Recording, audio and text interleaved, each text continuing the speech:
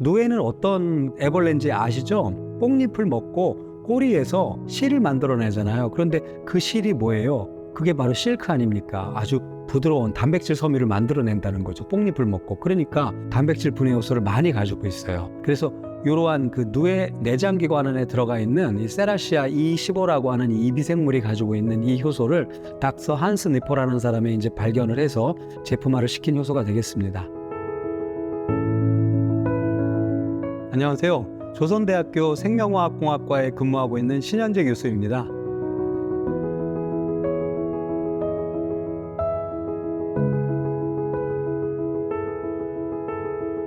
아마 많은 분들이 가장 관심을 갖는 주제 중에 하나가 효소식품이 아닐까 싶어요.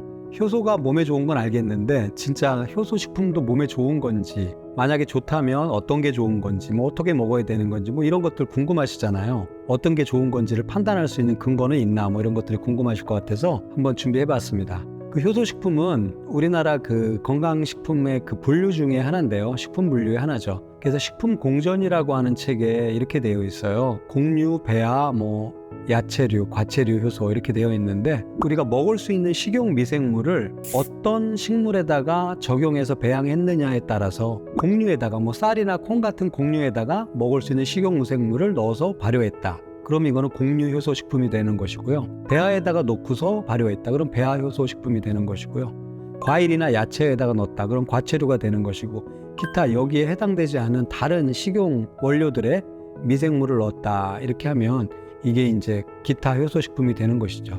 그래서 식품에서 이렇게 효소가 만들어질 수 있는 어떤 미생물을 넣고 발효한 여러 부분들을 잘 추출을 하고 실제로 효소 활성이 보여지고 하면 이것들을 주 원료로 해서 만든 식품들은 모두 다 이제 효소 식품이라고 불리는 것이고요. 그 형태는 페이스트, 분말, 과립, 정제, 캡슐 여러 가지 형태로 이제 바뀔 수가 있는 것이죠.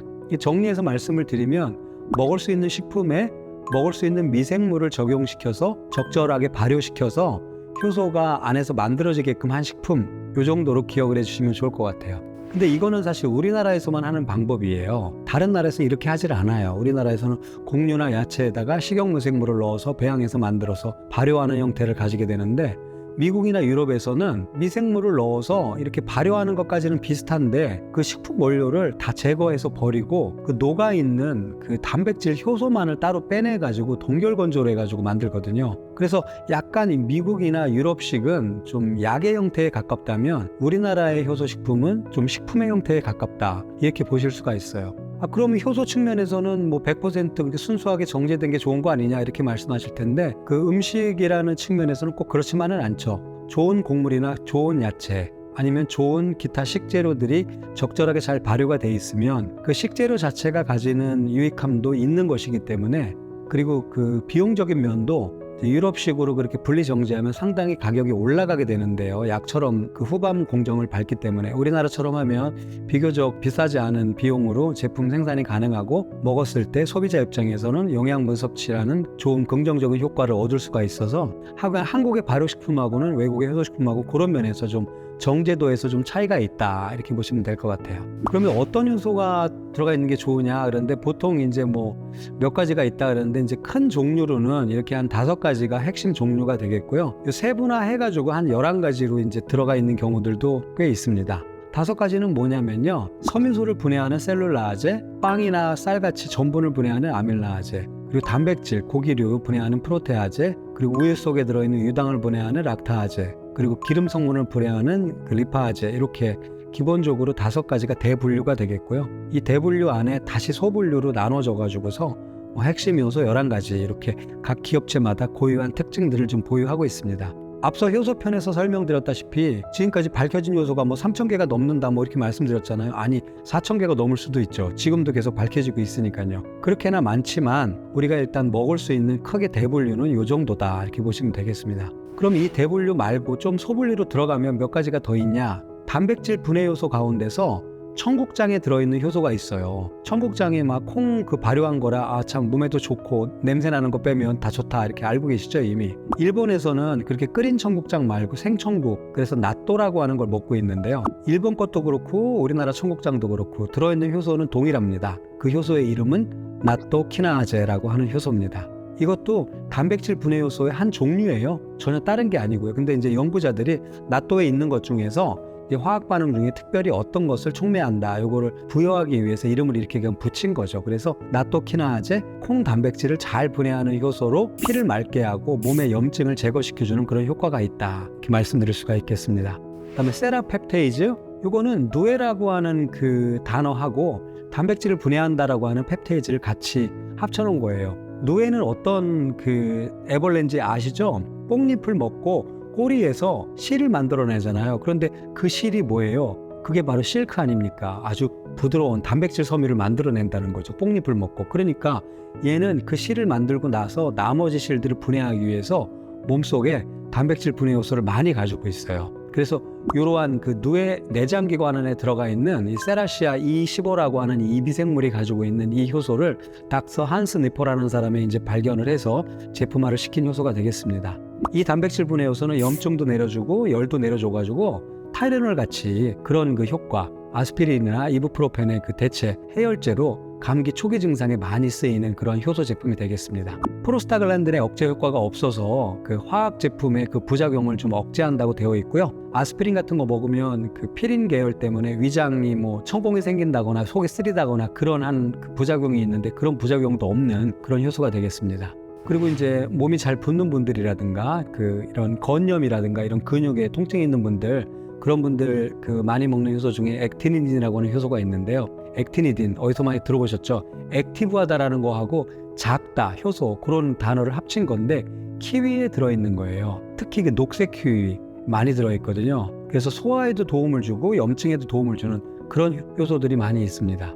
그래서 기본적으로 그 식품 효소와 종류들을 몇 가지 살펴봤는데, 그러면 이 효소들을 그 고를 때 소비자 입장에서는 어떤 효소를 고르면 좋으냐면요, 들어가 있는 효소의 효과가 검증되었느냐, 이름을 정확하게 명시할 수 있느냐, 아까 뭐 11가지 말씀드렸죠. 그리고 원료 자체가 믿을 만한 데냐, 제조한 시설이 좀 GMP라든가 좀 안전하고 좀 큰 시설에서 잘 제조되었느냐, 그리고 무엇보다도 이러한 제품을 개발한 사람 그리고 판매한 사람이 팔고 도망가는 게 아니라 사후 관리를 충실히 하고 소비자들과 끊임없는 그런 피드백을 통해서 마케팅이라는 걸로 같이 연결될 수 있느냐, 뭐 이런 것들이 효소식품의 진정성을 다루는 주요한 덕목이 되겠습니다. 그래서 효과의 검증부터 시작해서 사후 검증까지 잘 할 수 있는 그런 그 업체와 같이 좀 만나면 좋을 것 같아요. 상식적으로 재밌는 거 하나 말씀드리고자 하는데요, 식품을 고르는 요령이 있어요.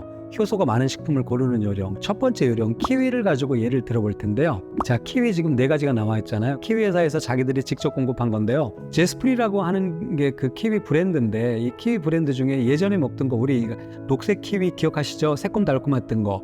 그게 제스프리 그린인데요.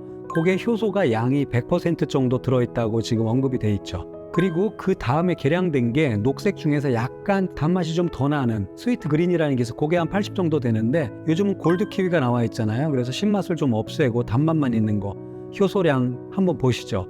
제스피리 골드 효소량이 1%도 안 돼요. 이거 없다는 얘기거든요. 그리고 선 골드는 26%밖에 없고요. 그러니까 사과도 마찬가지고 다른 거 다 마찬가지인데, 단맛이 너무 과잉으로 강조된 과일은 전체적으로 안에서 신진대사가 일어날 때 효소를 만드는 대사를 억제시키고 당분을 만드는 대사 쪽으로 많이 넘어간 거죠. 그래서 우리가 먹는 음식 중에서도 너무 단맛이 많이 나는 빵이라든가 단맛이 나는 음료 같은 거 먹으면 살만 찌고 몸에 안 좋다고 상식적으로 알고 있잖아요. 이 식물도 마찬가지입니다. 과일도 새콤달콤한 과일 고르시는 게 좋겠습니다. 그래서 효소는 원료가 중요하다 이렇게 돼 있고요. 저희가 이제 기획하는 모든 제품들은 이러한 원료 부분들까지 꼼꼼하게 좀 챙겨서 당분을 좀 최소화하고 효소를 좀 많이 할 수 있는 그런 것들로 꾸며져 있습니다.